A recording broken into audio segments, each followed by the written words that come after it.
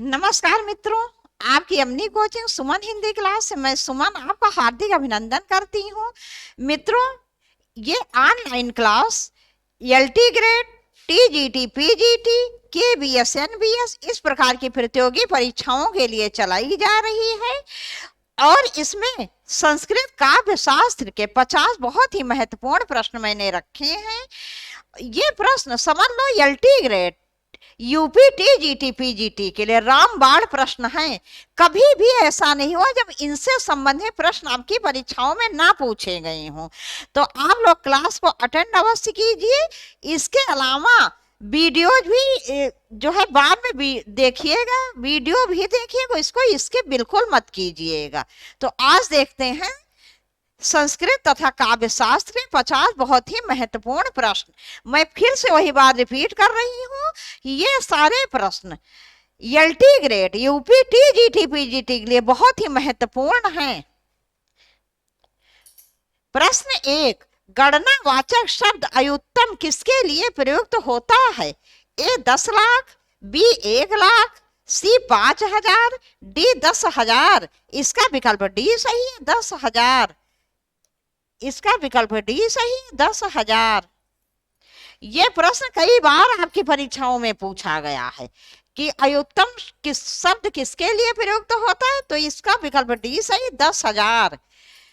1 लाख को क्या कहते हैं? लक्षम, लक्षम। 10 लाख, 10 लाख को कोटि, कोटि।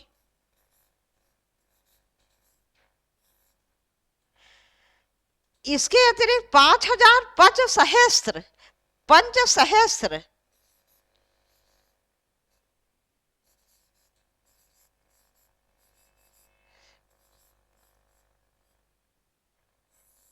पंचसहस्त्र। तो 10 लाख कोटि, 1 लाख लक्षम, 5,000 पंचसहस्त्र और अयुत्तम किसको कहते हैं? 10,000। तो ऐसे पूछा अभी तक यही गया है कि गणनावाचक शब्द अयुत्तम किसके लिए प्रयुक्त होता है, जिसका विकल्प डी सही, 10,000। ये सब अभी तक पूछे नहीं गए हैं, लेकिन आप लोग जान लो। अगला प्रश्न, प्रश्न 2, गुरुवे शब्द का सही संधि विच्छेद होगा?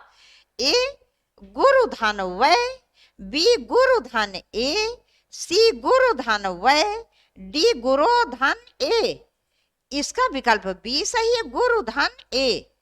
जब ओ के बाद कोई असमान स्वर आता है तो ओ जो है वो किस में बदल जाता है? वा में, वा में बदल जाता है और यहां पर यड़ स्वर संधि है। अगला प्रश्न, प्रश्न 3, जिस समस्त पद में पूर्व या उत्तर पद के बजाय किसी अन्य अर्थ की प्रधानता होती है उसमें होता है? ए बहुब्रीहि समास, बी तत्पुरुष समास, सी अव्ययी भाव समास, डी द्वंद्व समास। इसका विकल्प ए सही, बहुब्रीहि समास। जिस समस्त पद में पूर्व और उत्तर पद के बजाय कोई अन्य अर्थ प्रधान होता अर्थात तीसरा अर्थ निकलता है, वह बहुब्रीहि समास होता है। जैसे गजानन, गजानन, गज है आनन मुंह जिसके अर्थात गणेश भगवान। दशानन, 10 है आनन मुंह जिसके अर्थात रावण। बीड़ा पाड़, बीड़ा है हाथ में जिसके अर्थात मां सरस्वती। मुरलीधर, मुरली को धारण करने वाले अर्थात भगवान श्री कृष्ण। चक्रपाणि, चक्र है हाथ में जिसके अर्थात भगवान विष्णु।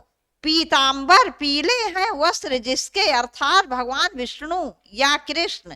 नीलांबर, नीला है वस्त्र जिसका या नीले हैं वस्त्र जिसके अर्थात बलराम जी। तो इस प्रकार से जिस समाज में दोनों ही पद प्रधान न होकर एक तीसरा अर्थ निकलता है वही मुख्य या प्रधान होता है, उसके जैसा दूसरा कोई नहीं होता है, वहां पर बहुब्रीहि समास होता है।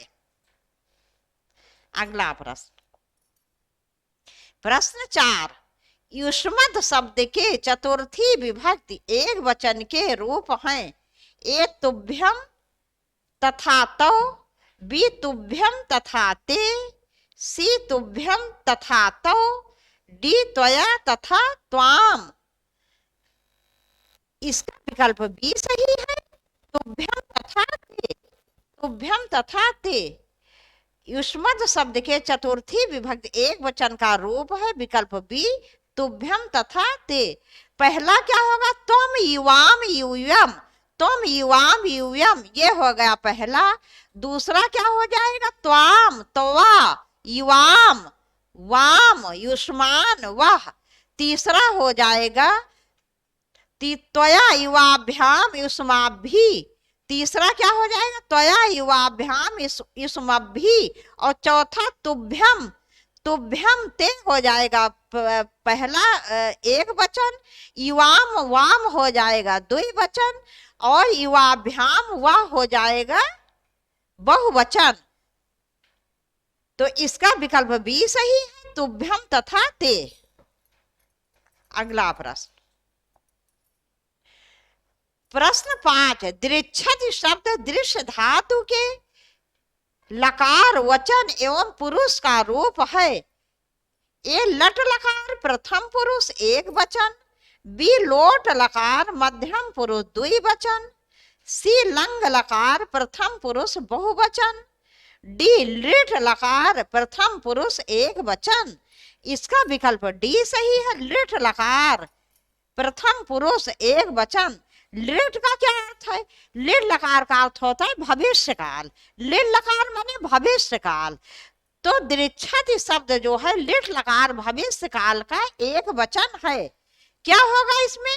दृक्षति दृक्षतः दृक्षन्ति, दृक्षसि दृक्षसः दृक्षथ, दृक्षामि दृक्षावः दृक्षामः। तो लिट लकार भविष्य काल में क्या होगा? एक वचन। लिट लकार प्रथम पुरुष एक वचन। विकल्प डी जो है ये सही है। क्या हो जाएगा? प्रथम पुरुष होगा, प्रथमा विभक्ति होगी, और लिट लकार भविष्य काल।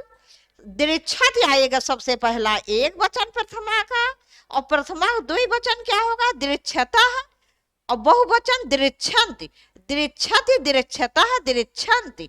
और यदि मध्यम पुरुष पूछा जाए तो क्या होगा?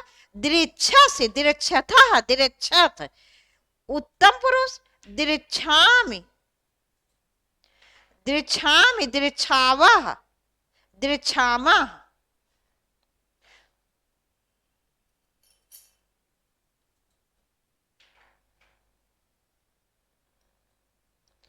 आगे देखते हैं। तो ये दृक्षा शब्द दृश्य धातु का विकल्प डी सही है। लिट लकार माने भविष्य काल, प्रथम पुरुष और एक वचन। अगला प्रश्न, प्रश्न 6, न धर्म विरुद्धे सुवया समीक्षते, ये सूक्ति किस कवि की है? न धर्म विरुद्धे सुवया समीक्षते, ये सूक्ति किस कवि की है? ए कालिदास, बी भारवी, सी माघ, डी श्री हर्ष। इसका विकल्प ए सही है, कालिदास। ये कालिदास के कुमार संभवम से ली गई सूक्ति है। कालिदास की जो रचना है कुमार संभवम, वहां से ये सूक्ति ली गई है। इसका अर्थ ये होता है कि धर्म तथा धर्म की वृद्धि और न्याय, अच्छे आचरण आदि के लिए आयु कोई अवस्था कोई माने नहीं रखती है। माने धर्म न्याय अच्छे आचरण, इसके सबके लिए आयु का कोई अर्थ नहीं है। छोटी से छोटी अवस्था का व्यक्ति भी ये कार्य कर सकते हैं। तो ये इस प्रकार से कालिदास के कुमार संभवम से ली गई है। अगला प्रश्न, प्रश्न 7, प्रसन्न पद नव्यार्थ युक्त युक्त बोध विधायिनी स्फुरन्ति सत्य वे बुद्धि प्रतिभा सर्वतोमुखी। उक्त कथन किसका है? ए मम्मट, बी वाग्भट, सी रुद्रट, डी विश्वनाथ। इसका विकल्प बी सही है, वाग्भट। इस सूक्ति के रचनाकार कौन है? वाग्भट जी।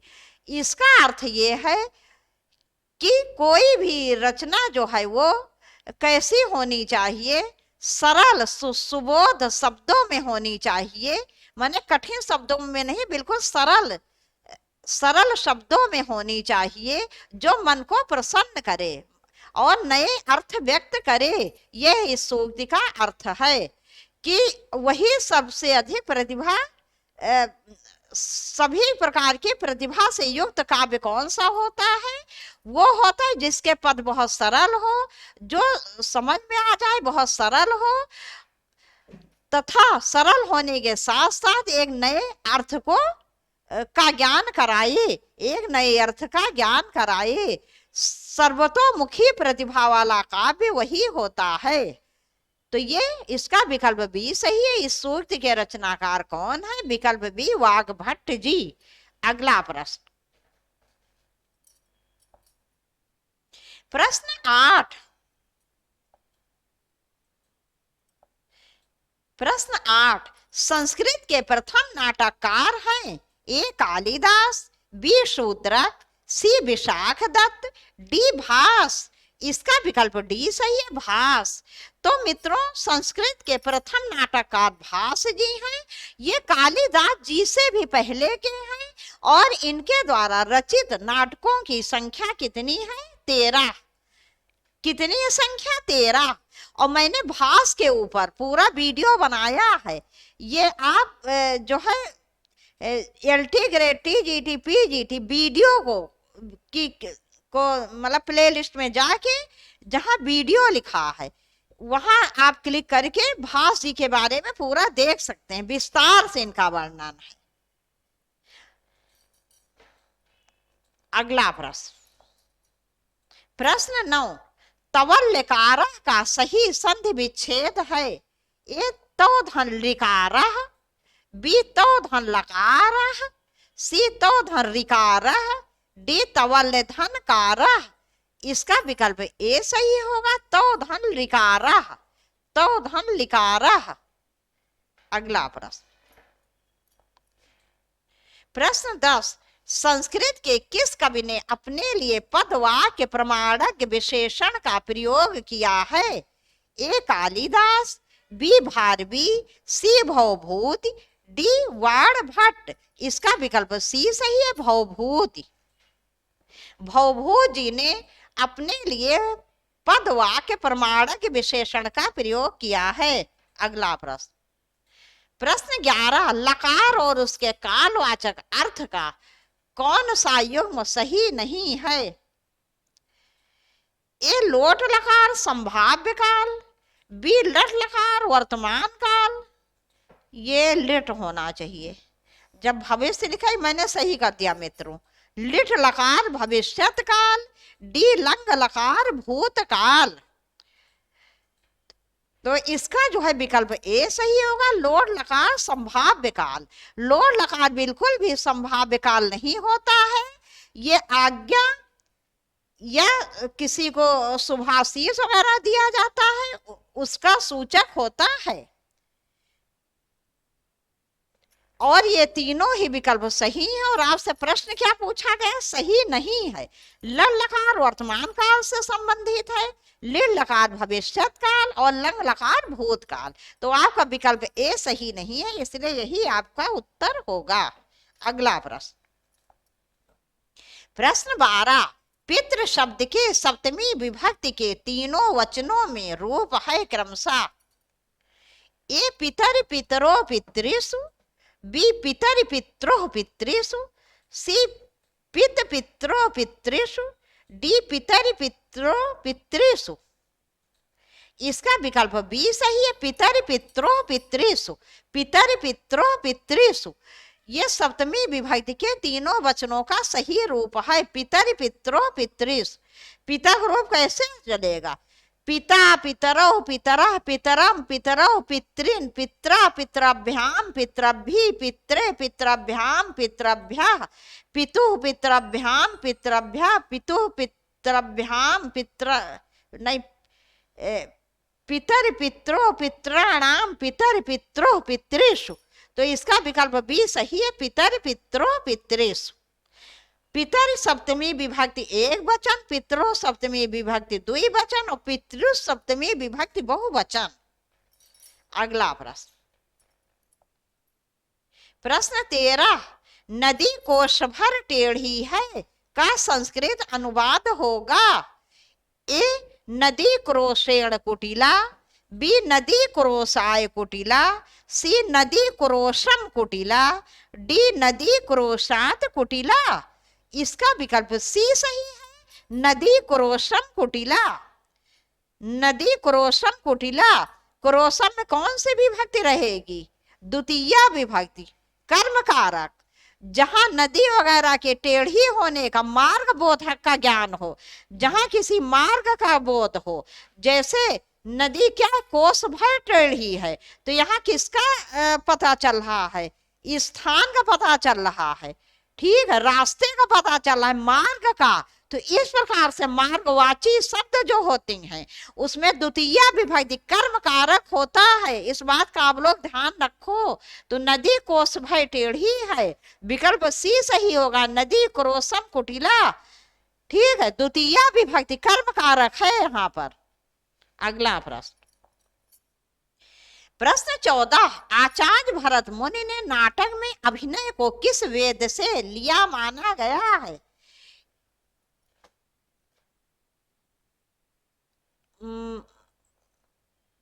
माना है होगा, ये गया नहीं आएगा यहाँ पर।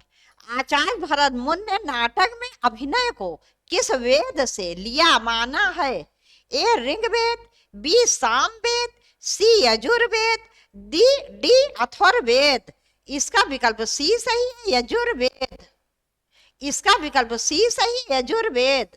आचार्य भरत मुनि ने नाटक में अभिनय को यजुर्वेद से लिया गया माना है। देखो ऋग्वेद से क्या लिया गया है? पाठ। सामवेद से गान, यजुर्वेद से अभिनय। ये प्रश्न कई बार आपकी परीक्षाओं में पूछा हुआ प्रश्न है मित्रों, बहुत ही महत्वपूर्ण प्रश्न लेकर आपके समक्ष उपस्थित हैं। अथर्ववेद से रस,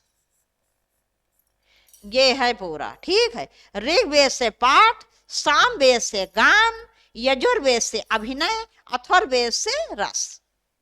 अगला प्रश्न, प्रश्न 15, नमः शब्द के योग में विभक्ति होती है?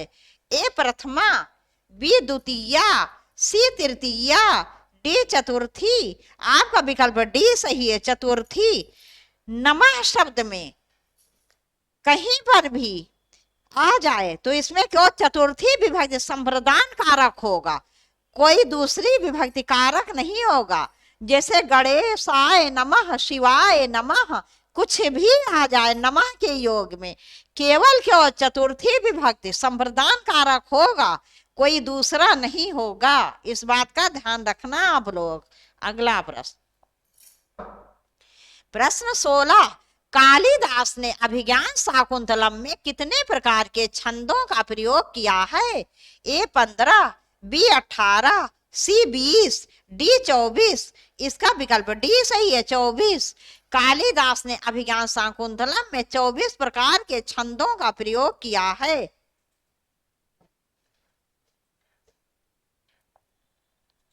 प्रश्न 17, टीकाकार मल्लिनाथ ने कालिदास कृत कुमार संभवम के कितने सर्गों पर संजीवनी टीका लिखी है? ए 4, बी 6, सी 8, डी 10। इसका विकल्प सी सही है, 8। टीकाकार मल्लिनाथ ने कालिदास कृत कुमार संभवम में 8 सर्गों पर संजीवनी टीका लिखी है। अगला प्रश्न, प्रश्न 18, संस्कृत के किस ग्रंथ का आरंभ श्री? बहुत महत्वपूर्ण प्रश्न, पता नहीं कितनी बार आपकी परीक्षाओं में पूछा गया है। संस्कृत के किस ग्रंथ का आरंभ श्री शब्द से तथा समापन लक्ष्मी शब्द से हुआ है? ए रघुवंशम, बी शिशुपाल वधम, सी किरातार्जुनियम, डी कुमार संभवम। इसका विकल्प सी सही है, किरातार्जुनियम। किरातार्जुनियम में श्री शब्द से इसका प्रारंभ और समापन हुआ है लक्ष्मी शब्द से। श्री शब्द से क्या हुआ है? आरंभ। सबसे पहले कुमार संभव में श्री शब्द और अंत में लक्ष्मी शब्द आया है, तो श्री शब्द से इसका आरंभ और लक्ष्मी शब्द से समापन हुआ है। किरातार्जुनीयम किसकी रचना है? भारवी जी की रचना है। किसकी रचना है? भारवी जी की रचना है। ये रघुवंशम किसकी रचना है? कालिदास जी की। शिशुपाल वधम किसकी रचना है? माघ जी की रचना है। कुमार संभवम किसकी रचना है? कालिदास जी की रचना है। अगला प्रश्न 19, ब्रह्म संप्रदाय के संस्थापक कौन है? ए श्री निम्बार्काचार्य, बी शंकराचार्य, सी मध्वाचार्य, डी श्री रामानुजाचार्य। इसका विकल्प सी सही है, श्री मध्वाचार्य। श्री मध्वाचार्य जी ब्रह्म संप्रदाय के संस्थापक हैं। शंकराचार्य जी किसके संस्थापक है? स्मार्त संप्रदाय। क्या है? स्मार्त संप्रदाय। स्मार्त संप्रदाय। स्मार्त संप्रदाय।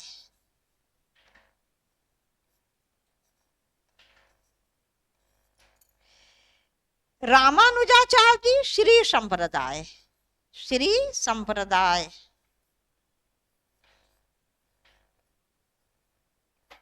श्री संप्रदाय। निम्बार्काचार्य जी बहुत आसान, निम्बार्क संप्रदाय, इनके नाम ही में मिल जाएगा। आगे देखते हैं प्रश्न 20, सज्जन का संधि विच्छेद क्या होगा?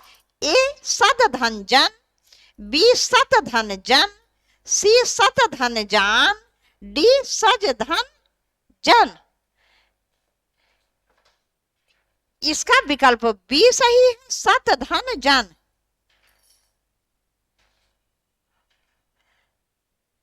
सत धन जन क्या हो जाएगा? सज्जन। जब इसको जोड़ेंगे तो ये आधा ता जो है ये किस में आ जाएगा? आधे जा में आ जाएगा। ये आधा ता आधे जा में आ जाएगा। तो यहाँ पर व्यंजन संधि है। कौन सी संधि है? व्यंजन संधि। व्यंजन संधि में के बहुत से नियम हैं, बहुत से नियम हैं, लेकिन बस आप ये समझ लो व्यंजन संधि में अधिकतर आप हिंदी के साथ संस्कृत के विद्यार्थी हो, ये मैं इसलिए मैं बता रही हूँ। अगर ये स्पेशल संस्कृत क्लास चल रही होती टेट वगैरह के लिए तो मैं ऐसा ना बताती। कि सत धन जन व्यंजन सन में अधिकतर पहले की जगह तीसरा व्यंजन या कभी कभी पहले की जगह पांचवा व्यंजन वर्ण हो जाता है। तो सत धन जन ये ता क्या है? ये पहला वर्ण है व्यंजन वर्ण और जा तीसरा है। जहां पहले की जगह तीसरा हो जाएगा जब हम इसको जोड़ेंगे। सज्जन आधा ता आधे जा में बदल जाएगी जब इसको संधि करेंगे तो, और विग्रह करेंगे तो आधे जा की जगह आधा ता हो जाएगा, मतलब विच्छेद करेंगे तो। अगला प्रश्न, वैसे मित्रों मैंने जो संस्कृत नाम लिया, मैं आपको एक बात बता दूं कि मैं संस्कृत, मेरी संस्कृत बहुत अच्छी है, मतलब लेकिन यूपी टेट या कोई भी टेट हो, टेट या टेट लेवल या जो हिंदी के साथ संस्कृत पढ़ाई जाती है उसमें मैं संस्कृत पढ़ाती हूँ। अन्यथा मेरा पूरा विषय क्या है? मुख्य विषय हिंदी। ये आप लोग मत समझ लेना कि जो संस्कृत से स्पेशल टीजीटी पीजीटी होता है उसको मैं बिल्कुल भी नहीं पढ़ाती हूँ। उसमें संस्कृत हिंदी के साथ वाली संस्कृत में मैं टीजीटी पीजीटी को पढ़ाती हूँ, एलटी ग्रेड को। प्रश्न 21, मालती माधव किसकी रचना है? ए भट्ट गोपाल, बी भवभूति, सी श्रीहर्ष, डी दंडी। इसका विकल्प बी सही है, भवभूति। भवभूति, भवभूति की रचना क्या है? मालती माधव। मालती माधव महावीर चरितम तथा उत्तर रामचरितम, ये इनकी रचनाएं हैं। क्या है? मालती माधव महावीर चरितम तथा उत्तर रामचरितम, और एकमात्र ऐसे कवि हुए हैं ये जिन्होंने करुण रस को सर्वश्रेष्ठ रस माना है। कौन से रस को इन्होंने सर्वश्रेष्ठ रस माना है? करुण रस को। अगला प्रश्न, प्रश्न 22, अत्याचार शब्द में कौन सी संधि है? ए दीर्घ, बी यड़, सी गुण, डी वृद्धि। इसका विकल्प बी सही है, यड़। इसका विच्छेद करोगे तो क्या हो जाएगा? अतिधन आचार, अतिधन आचार अत्याचार। मित्रों, जहां पर भी या से पहले या वा से पहले आधा व्यंजन वर्ण देख लो, वहां समझ लो निश्चित रूप से यड़ स्वर संधि होगी, कोई दूसरी संधि नहीं होगी। जैसे यहाँ पर भी देख लो, या से पहले आधा व्यंजनता आया है, इसलिए यड़ स्वर संधि है। अगला प्रश्न, प्रश्न 23, राम रावणम ममार में कौन सा लकार है? ए लिट लकार, बी लंग लकार, सी लट लकार, डी लट लकार। इसका विकल्प ए सही है, लिट लकार। राम रावणम ममार, राम ने रावण को मारा। ये जो है मित्रों, ये लिट लकार ऐसा है, ये जो बहुत पुराने समय की वैदिक काल की में जो बहुत पहले घटनाएं घटी हैं, बहुत प्राचीन काल में, बहुत ज्यादा प्राचीन काल में, तो ऐसी घटनाओं के लिए लिट लकार का प्रयोग होता है। अगला प्रश्न, प्रश्न 24, मति शब्द रूप में कौन सी विभक्ति है? ए प्रथमा, बी सप्तमी, सी तृतीया, डी चतुर्थी। इसका विकल्प ए सही, प्रथमा। मति मति मतया, मति प्रथमा एक वचन, मति प्रथमा द्विवचन, मतया क्या हो जाएगा? प्रथमा विभक्ति बहुवचन, तो मति मति मतया। तो मति शब्द प्रथमा विभक्ति एक वचन का रूप है। अगला प्रश्न, प्रश्न 25, इदम रमेशस्य पुस्तकम अस्ति का हिंदी अनुवाद कीजिए। ए यह रमेश की पुस्तक है, बी वो रमेश की पुस्तक है, सी ये रमेश की पुस्तक होगी, डी वो रमेश की पुस्तक होगी। इसका विकल्प ए सही है, यह रमेश की पुस्तक है। इदम माने ये, रमेशस्य क्या है? चतुर्थी विभक्ति संप्रदान कारक। जहां चतुर्थी विभक्ति संप्रदान कारक होता है, जैसे इस प्रकार से रमेश की पुस्तक है, रमेशस्य, तो यहाँ मित्रों ये इदम माने ये, रमेशस्य माने रमेश की, पुस्तकम माने पुस्तक है, तो यहाँ चतुर्थी विभक्ति संप्रदान कारक है। इदम रमेशस्य पुस्तकम अस्ति, ये रमेश की पुस्तक है। अगला प्रश्न, प्रश्न 26, चंद्रमुख में कौन सा समास है? ए द्विगु, बी अव्ययी भाव, सी कर्मधारय, डी तत्पुरुष। इसका विकल्प सी सही है, कर्मधारय। चंद्रमुख, चंद्र रूपी मुख,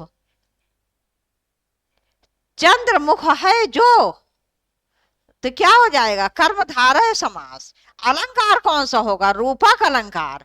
मित्रों एक बात का ध्यान रखना, जहां रूपक अलंकार होता है वहां कर्मधारय समास होगा, और जहां कर्मधारय समास वहां रूपक अलंकार।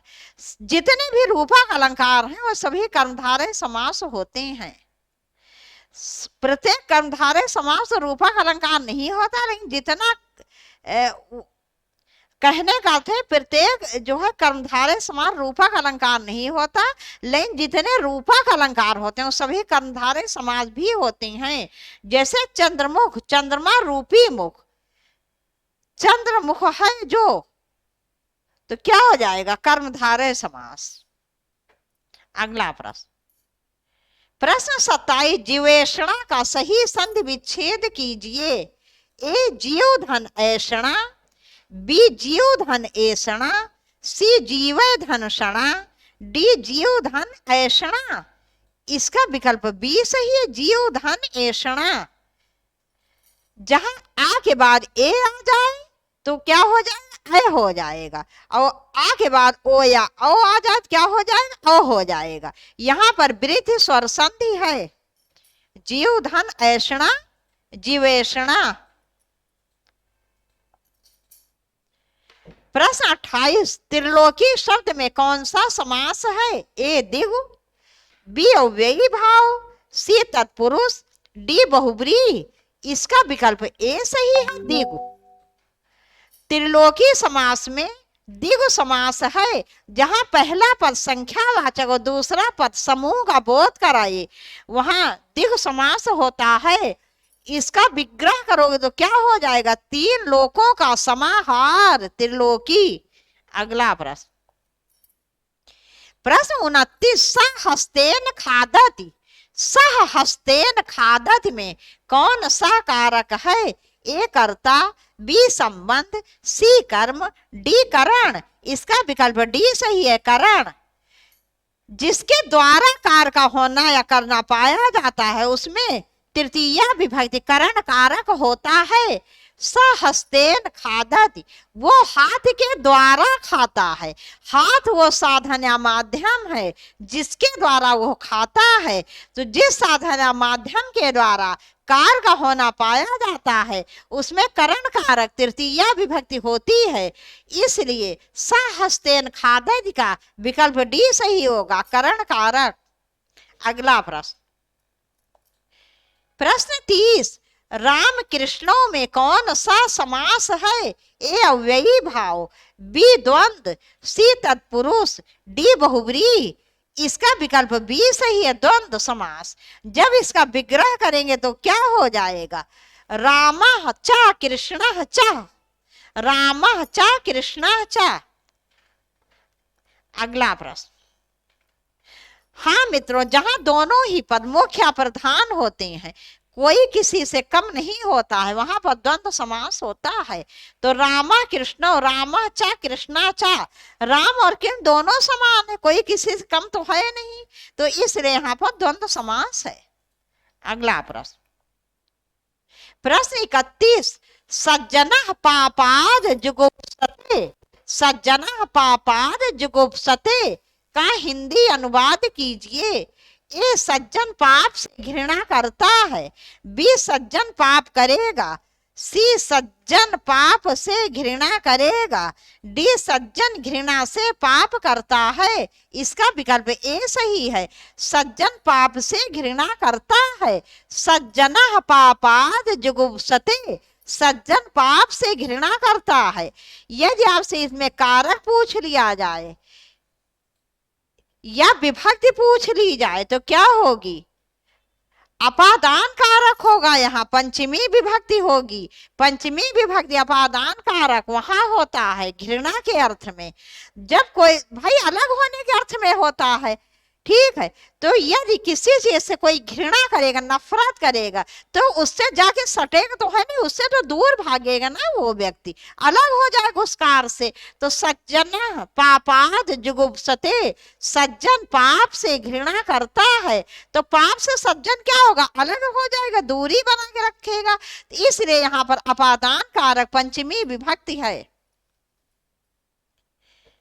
अगला प्रश्न, प्रश्न 32, रामेण सह सीता वनम गच्छति।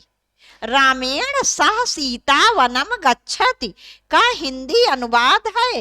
ए राम के साथ सीता वन गई थी, बी राम के साथ सीता वन जाती होंगी, सी राम के साथ सीता वन जाती हैं, डी राम के साथ सीता वन जाएंगी। इसका विकल्प सी सही है, राम के साथ सीता वन जाती हैं। रामेण सह सीता वनम गच्छति। और यहाँ जहां सह या साथ का अर्थ आ जाए, यदि आपसे यही वाक्य दे दिया जाए, पूछ लिया जाए कौन सी विभक्ति और कौन सा यहाँ पर कारक है, तो क्या हो जाएगा, तृतीया विभक्ति करण कारक।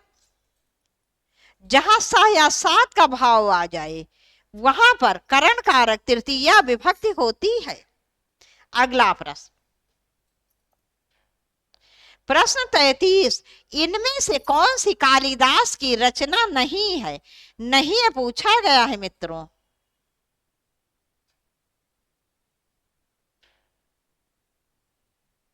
ये रचना है, वो सॉरी है, मुझसे गलती हो गई, है पूछा गया है मित्रों। इनमें से कौन सी कालिदास की रचना है? नहीं, बिल्कुल भी नहीं पूछा गया है, पूछा गया है।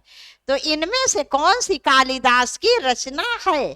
ए साहित्य दर्पण, बी अभिज्ञान शाकुंतलम, सी दश रूपक, डी प्रतिमा नाटकम। इसका विकल्प बी सही है, अभिज्ञान शाकुंतलम। अभिज्ञान शाकुंतलम कालिदास जी की बहुत ही महत्वपूर्ण रचना है। ये क्या है? नाटक है। कालिदास जी ने 3 नाटकों की रचना की है।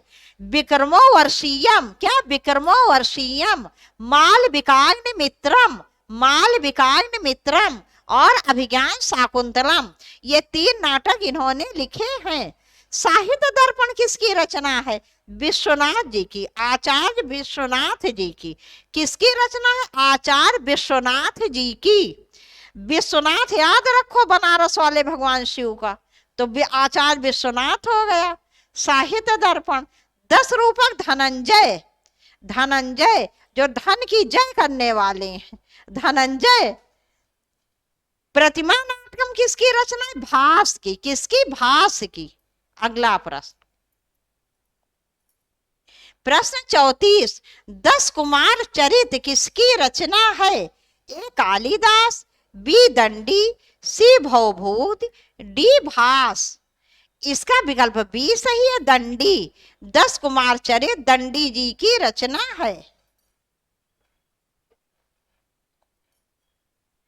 प्रश्न 35, पंचवटी शब्द में कौन सा समास है? ए कर्मधारय, बी द्विगु, सी अव्ययी भाव, डी तत्पुरुष। इसका विकल्प बी सही है, द्विगु समास। जहां प्रथम पद संख्यावाचक, दूसरा समूह का बोध कराए या संज्ञा हो, वहां द्विगु समास होता है। 5 वटों का समूह, पंचवटी। अगला प्रश्न, परमानंद शब्द में कौन सा समास है?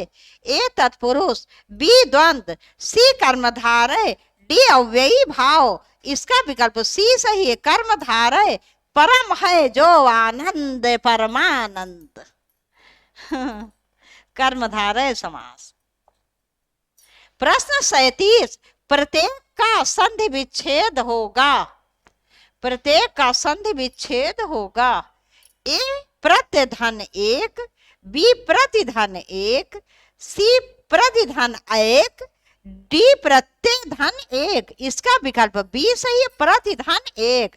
यहाँ यड़ स्वर संधि है, देखो या से पहले आधा व्यंजन आ गया है, यड़ स्वर संधि। अगला प्रश्न, प्रश्न 38, निम्न में से कौन किसके लिए प्रसिद्ध नहीं है? कौन किसके लिए प्रसिद्ध नहीं है? नहीं आ गया है मित्रों, नहीं भी विशेष ध्यान दिया करो, नहीं हमारे बहुत से प्रश्न गलत करवा देता है। ए उपमा के लिए कालिदास, बी करुणा के लिए भवभूत, सी अलंकार के लिए भामा, डी वक्रोक्ति के लिए क्षेमेंद्र। इसका विकल्प डी सही है, क्योंकि ये वक्रोक्ति के लिए क्षेमेंद्र जी प्रसिद्ध नहीं है। वक्रोक्ति के लिए कौन प्रसिद्ध है? कुंतक। वक्रोक्ति के लिए कौन प्रसिद्ध है? मैं यहां लिख दे रही हूं, वक्रोक्ति। वक्रोक्ति, वक्रोक्ति के लिए कौन प्रसिद्ध है? कुंतक। कुंतक, कुंतक जी प्रसिद्ध हैं, ठीक है। और क्षेमेंद्र किसके लिए प्रसिद्ध हैं? क्षेमेंद्र, क्षेमेंद्र प्रसिद्ध हैं किसके लिए? क्षेमेंद्र जी प्रसिद्ध हैं औचित्य के लिए। औचित्य, औचित्य। क्षेमेंद्र जी प्रसिद्ध हैं औचित्य के लिए। तो वक्रोक्ति के लिए कुंतक प्रसिद्ध है, क्षेमेंद्र जी किसके लिए प्रसिद्ध है? औचित्य के लिए। अलंकार के लिए भामा, बिल्कुल सही। अलंकार समुदाय प्रवर्तक कौन? भामा जी हैं। करुणा के लिए भवभूत प्रसिद्ध है। इन्होंने करुण रस को सर्वश्रेष्ठ रस माना है। पता नहीं इनको करुण रस में कौन सी क्या मजा आता था, पता नहीं, यही जान सकते हैं। तो करुणा के लिए, करुण रस के लिए भवभूत जी प्रसिद्ध हैं। उपमा के लिए कालिदास जी प्रसिद्ध हैं। कालिदास जी की जैसी उपमा किसी दूसरे कवि की नहीं मानी जाती है। अगला प्रश्न, प्रश्न 39, रामानुजाचार्य ने किस दर्शन का प्रतिपादन किया? ए अद्वैतवाद, बी शुद्धाद्वैतवाद, सी विशिष्टाद्वैतवाद, डी द्वैतवाद। इसका विकल्प सी सही, विशिष्टाद्वैतवाद। रामानुजाचार्य जी ने विशिष्टाद्वैतवाद दर्शन का प्रतिपादन किया था। अद्वैतवाद का किसने किया है? शंकराचार्य। अद्वैतवाद का किसने किया है? शंकराचार्य। शुद्धाद्वैतवाद का किसने किया है? वल्लभाचार्य जी। किसने किया शुद्धाद्वैतवाद का? वल्लभाचार्य जी ने। द्वैतवाद का किसने किया है? मध्वाचार्य। द्वैतवाद कौन? मध्वाचार्य। तो अद्वैतवाद शंकराचार्य, शुद्धाद्वैतवाद वल्लभाचार्य, विशिष्टाद्वैतवाद रामानुजाचार्य, द्वैतवाद मध्वाचार्य। अगला प्रश्न, प्रश्न 40, वल्लभाचार्य द्वारा रचित ग्रंथ का नाम है? ए सिद्धांत संग्रह, बी अध्यात्म रामायण, सी महाभारत, डी अणुभाष्य। इसका विकल्प डी सही है, अणुभाष्य। वल्लभाचार्य जी द्वारा रचित ग्रंथ है अणुभाष्य। अगला प्रश्न, प्रश्न 41, जगन्नाथ में कौन सी संधि है? ए वृद्धि संधि, बी यण संधि, बी यण संधि, सी स्वर संधि, डी व्यंजन संधि। इसका विकल्प डी सही, व्यंजन संधि। यह जगन्नाथ शब्द का विग्रह करेंगे, विच्छेद करेंगे तो क्या हो जाएगा? जगत धन नाथ, जगत धन नाथ, जगन्नाथ। ठीक है, तो व्यंजन संधि है। स्वर संधि, व्यंजन संधि, विसर्ग संधि में सबसे बड़ा अंतर क्या है? यदि संधि क्या है? दो या दो से अधिक वर्णों का मेल है। वो दो ही वर्ण आते हैं संधि में, दो वर्णों का मेल है, सॉरी दो वर्णों का मेल है संधि। संधि में कितने वर्ण आते हैं? केवल दो वर्ण। तो दो वर्णों के मेल से जो विकार होता है, परिवर्तन होता है, वही संधि कहलाता है। ठीक है, तो स्वर संधि, संधि के कितने भेद हैं? 3। स्वर संधि, व्यंजन संधि, विसर्ग संधि।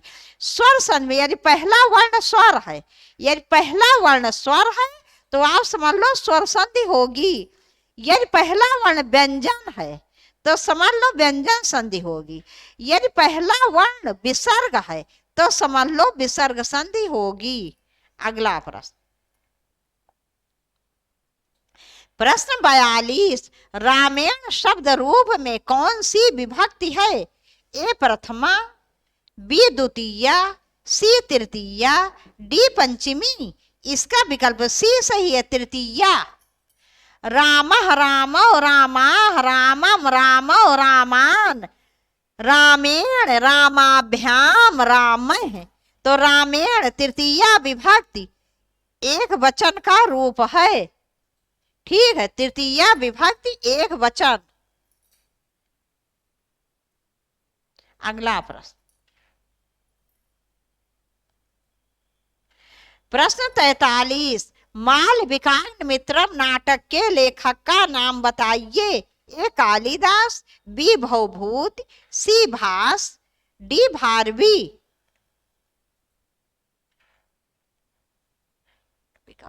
विकल्प ए सही, इसका कालिदास। मालविकाग्निमित्रम किसका नाटक है? विकल्प ए कालिदास जी का। अगला प्रश्न, प्रश्न 44, इनमें से कौन सी रचना कालिदास की नहीं है? नहीं पूछा गया है मित्रों। ए अभिज्ञान शाकुंतलम, बी मालविकाग्निमित्रम, सी विक्रमोर्वशीयम, डी प्रतिमा नाटकम। इसका विकल्प डी सही, प्रतिमा नाटकम। ये तीनों ही कालिदास जी के नाटक हैं और ये जो है प्रतिमा नाटकम ये कालिदास जी की रचना नहीं है, ये भास जी की रचना है। संस्कृत के प्रथम नाटककार भास जी की रचना है ये प्रतिमा नाटकम। भास जी द्वारा रचित नाटकों की संख्या 13 है, जिसमें से ये प्रतिमा नाटकम भी उनके द्वारा रचित एक नाटक है। अगला प्रश्न, प्रश्न 45, मालती माधव रचना के लेखक का नाम है? ए भवभूत, बी कालिदास, सी भास, डी श्रीहर्ष। इसका विकल्प ए सही है, भवभूत। भवभूत जी द्वारा रचित नाटकों की संख्या कितनी है? 3 है, 3 है। मालती माधव महावीर चरित और उत्तर रामचरितम। अगला प्रश्न, प्रश्न 46, इनमें से कौन सी रचना भारवी की है? ए अभिज्ञान शाकुंतलम, बी रघुवंश महाकाव्यम। ये सी की जगह डी लिख गया, डी की जगह सी, इसको मैं बता दे रही हूँ। डी किरातार्जुनीयम, सी 10 कुमार चरितम। तो ये सी की जगह डी लिख गया, तो अब मैं डी ही आप समझ लो, किरातार्जुनीयम। डी किरातार्जुनीयम। भारवी जी की रचना कौन सी है? किरातार्जुनीयम। इसमें किरात वेशधारी अर्जुन का वर्णन है।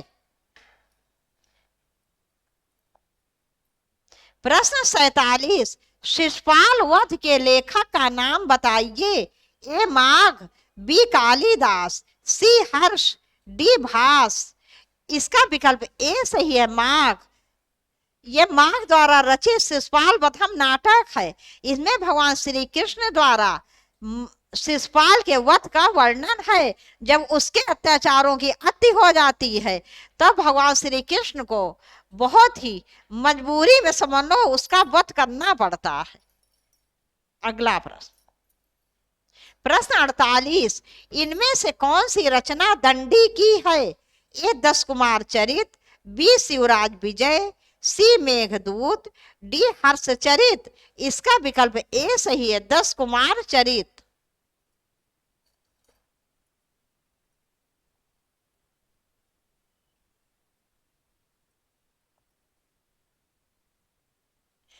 अगला प्रश्न,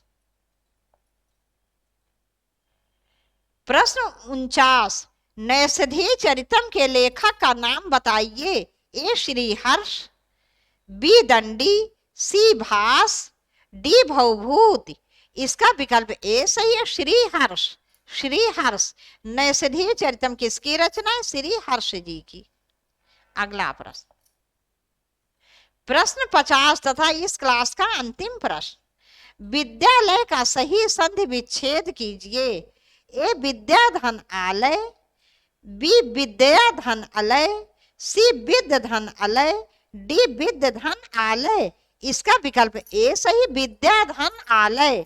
यहाँ पर स्वर स्वर दीर्घ स्वर संधि है। कौन सी स्वर संधि? दीर्घ स्वर संधि।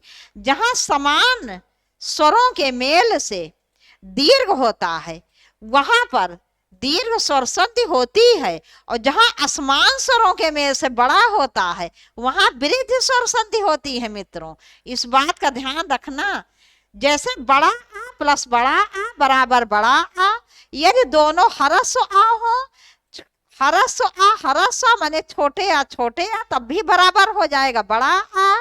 और यदि एक छोटा आ हो, दूसरा बड़ा आ हो, तब भी अंत में बड़ा आ हो जाएगा। तो जहां समान स्वरों के मेल से आ बराबर आ, ई बराबर ई, ओ बराबर ओ, समान स्वरों के मेल से जहां भी दीर्घ हो जाएगा, वहां पर दीर्घ स्वर संधि होगी। तो विद्यालय, विद्याधन आलय, यहाँ पर दीर्घ स्वर संधि है। अब यहीं पर ये क्लास समाप्त कर रहे हैं।